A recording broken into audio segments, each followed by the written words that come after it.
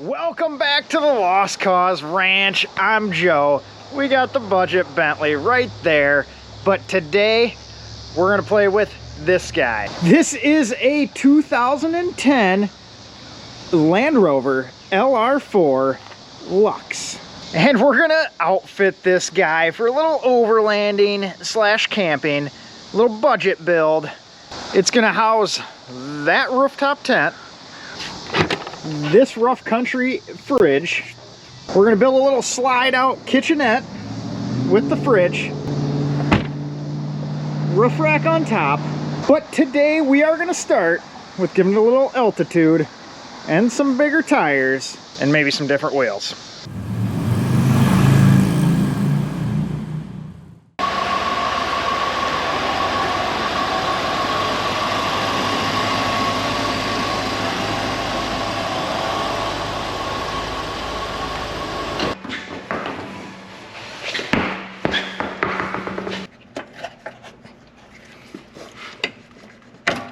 So here is our little lift kit. These are the factory links that we just pulled off there. These links go on the level sensor, and this is what tells the LR4 where it is at height-wise. So we just went ahead and got this set from Proud Rhino or Lucky 8. And these are, getting both sides here, shorter than the factory links, which then trick the suspension into thinking that it is at the correct level, even though it is 2.5 inches higher.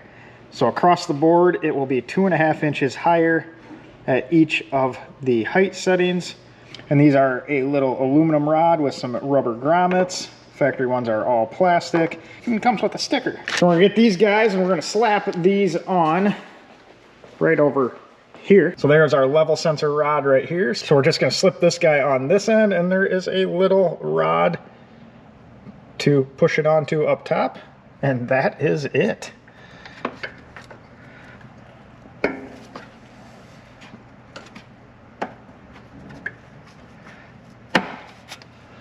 Well, WD-40 helps them come off and go back on pretty simply. All right, so we got our little lift rods in there. That'll give us a 2.5 inch lift. That was very strenuous, as you saw. Next up is wheels and tires. This had the 19-inch wheels, which doesn't leave a ton of options for a larger tire. So we're gonna play musical Land Rovers, and we're gonna take the steel wheels, because I kind of wanted the steel wheels on this one, the silver one, that one right there. We're gonna take the steel wheels that are 18-inch off this 07 LR3 that we have, and we're gonna peel these tires off. These are some 265 65/18 Falcons. We're gonna take those off, use those on another one, and we're gonna put these 275 65/18 General Grabber ATXs, and those have a decent little meaty tread without getting too crazy, because this will see a lot of road travel as well, so we don't want something too knobby. No full-on mud terrain. So a nice all-terrain from General. Those will go on that. These 19s will go on this one for now. And I don't know, throw those tires on maybe this one. So Ted was making fun of me for my ADHD parts swapping of the Land Rovers, but that's why you have so many. You can take, and we have 4 of them in here right now. You can take them and jumble them up and make what you want. It's like playing Legos. That was my favorite thing as a kid, and now you just get to do it with real Land Rovers. Speaking of Land Rovers, you should see what happened to this. This is a 16 3-liter. We bought it thinking it had some timing chain issues, and it did. Had some timing chain issues. It also had some camshaft issues. It's not supposed to be like that.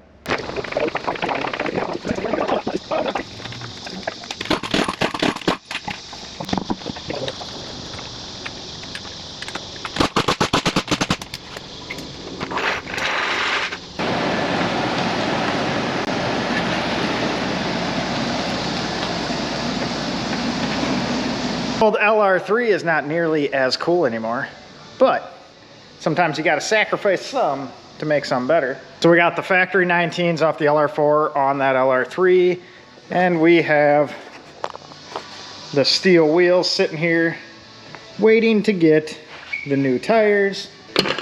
We have some 1-inch terra firma wheel spacers that will go on this guy before the steel wheels.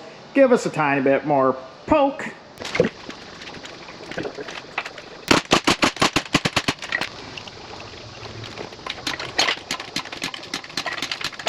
So while we have it in here, we're also going to do a set of plugs, and it needed one oxygen sensor. We got Ted replacing that right now. All right, so Ted's got everything out of the way to get the plugs in.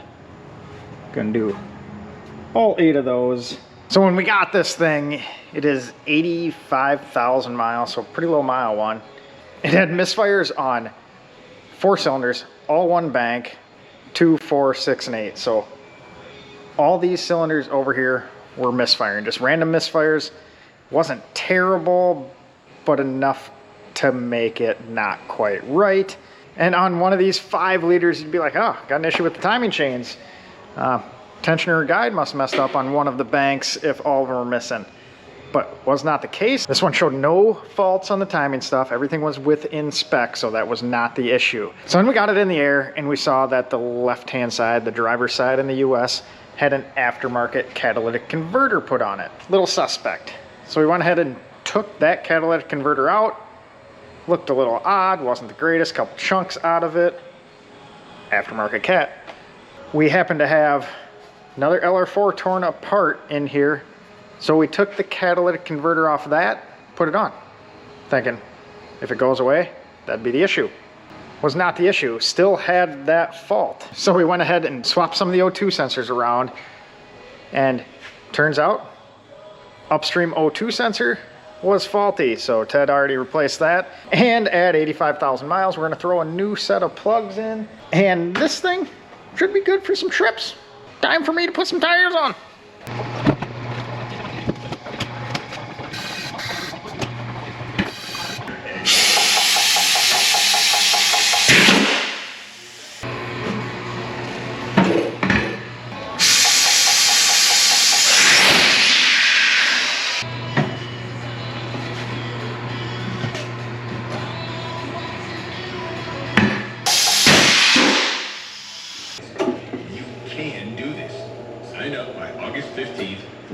So Ted's got the new plugs in, so we should be all good to go. I just have to reassemble some of the bits. We're gonna put the fan back on, fan shroud, and some of the plastic parts, get the intake back on, and then we'll do the steelies on there.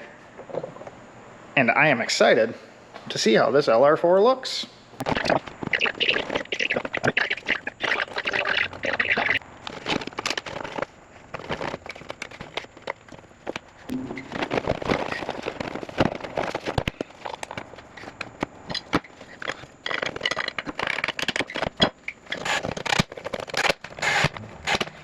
Got our 32.5-inch tall all-terrain tires that are ready to go on with our steel wheels, give it that rugged look.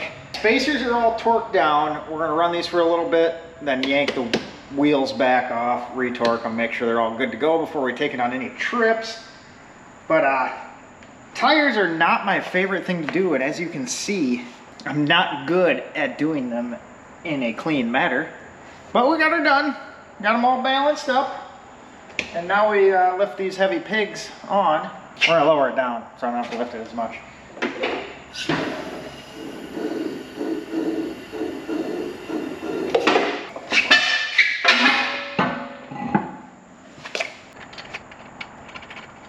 So I'm not sure if I mentioned earlier in the video or not as to why this is getting the steel wheels versus the aluminum ones that were on there. We wanted to add some massive amount of weight. No, I'm joking with that. So the factory wheels on this HSE Lux are 19-inch aluminum wheels. And with 19-inch wheels, there is 0 options to put an all-terrain that is more than 32 inches tall on there. I think there's only like a one size on the sidewall up option on those. So we step it down to an 18-inch wheel. I'd prefer a 17, but then you have to jack with brakes on these because it needs at least an 18-inch wheel to clear. So we'll do an 18. And then you also have a steel wheel that's going to be a little bit stronger if you bounce it off some rocks or anything like that. And I'm known to not be good at what I'm doing, so there's a possibility we're going to get into something that it shouldn't be getting into, and I might damage something. So always good to have a steel wheel in that case, I guess. And the other thing is we happen to have an LR3 here that had them. So what's better than having some around to use?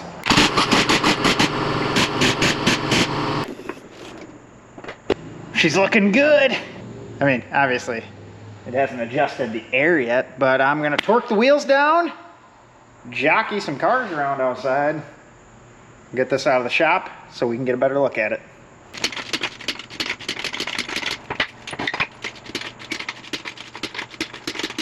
On a side note, some fun bits just showed up. Well, that thing's fun too. Little new Galvy chassis there for this beast. No, not the Kubota, the Defender. So stay tuned for that guy. Should be a fun one. Look at that. Is that not good looking?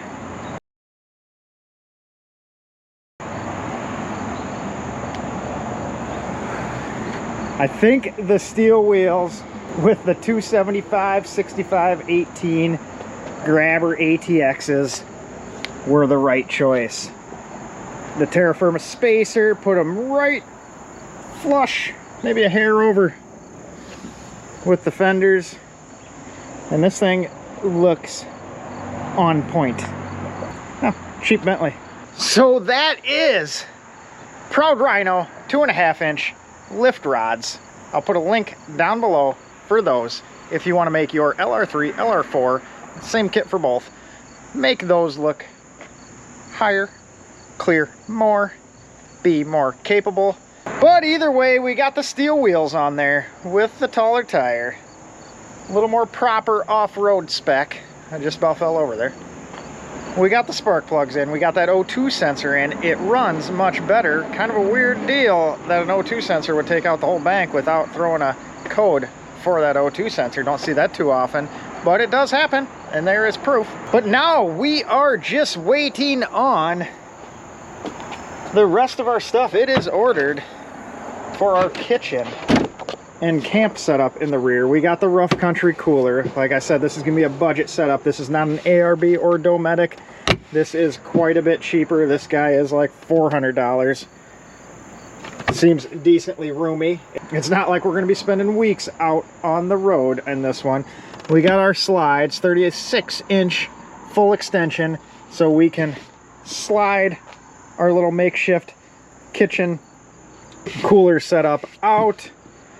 So that's on order. That will be in a future video. Make sure you subscribe if you want to see this budget LR4 build. We also have our bits for our roof rack coming and should be here shortly. That, in my opinion, will be kind of a neat roof rack build. A unique one. Not just square tube, not just round tube. We're doing it another way, so make sure you stay tuned for that. And as always, guys, appreciate you watching. If you found this video informative or entertaining, give us a like down below. It helps out with the YouTube algorithm and more people will be able to see it. And if you are finding any of our Land Rover, Touareg, and whatever else content enjoyable, make sure to share it with your friends. Who wouldn't want to see more of me? Well, I'm just joshing. I'm not that big of an ego. I appreciate those who do watch me, and we have a few of you that are pretty loyal on that. and you comment down below quite a bit, and I love interacting with you. So do more of that. We appreciate it. It's fun. We're doing this for fun.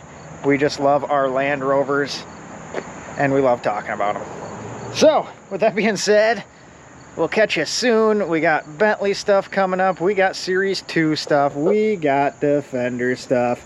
Not really Kubota RTV stuff, but that thing's useful too.